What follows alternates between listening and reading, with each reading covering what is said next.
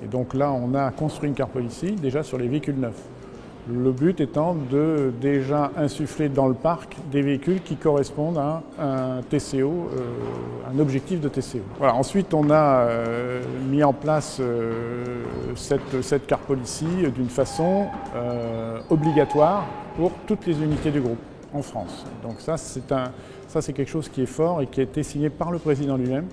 Donc ça nous a permis de déployer très rapidement cette nouvelle carte policy, parce qu'il faut effectivement, dans les entreprises comme les nôtres, avec la taille qu'il y a, que les choses soient faites rapidement et à 100%. Une impulsion de la direction, c'est toujours c'est presque primordial, notamment au niveau des véhicules de fonction. À mon arrivée, le parc était géré avec simplement un fichier Excel par une collaboratrice.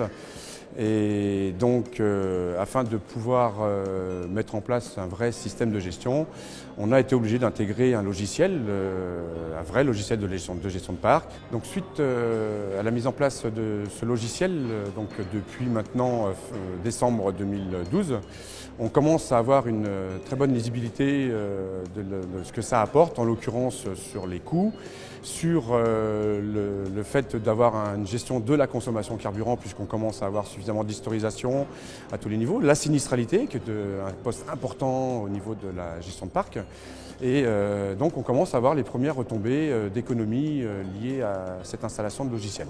L'économie qu'a apporté ce logiciel est surtout liée déjà au poste carburant, puisque suivant les consommations, on peut permettre d'être proactif vis-à-vis des collaborateurs, le demandant de lever le pied.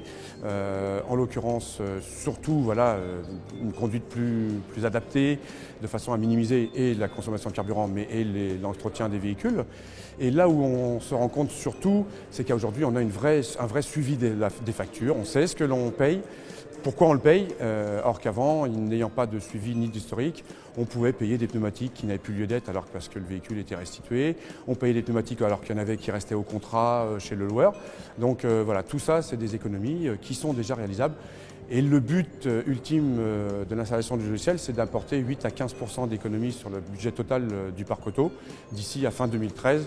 Chose qui sera vraisemblablement réalisable. Il a fallu qu'on prenne quelques dates précises de rendez-vous, puisqu'il fallait que les gens de la direction financière soient présents, les gens des ressources humaines soient présents, les gens du service comptable soient présents, et surtout les utilisateurs premiers des véhicules, en l'occurrence tout ce qui était direction commerciale.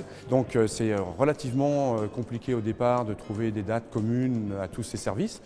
Mais une fois que c'est fait, on intègre dans le logiciel vraiment tout ce qui est nécessaire à tout le monde, de façon à avoir un reporting qui corresponde à l'attente de chaque service.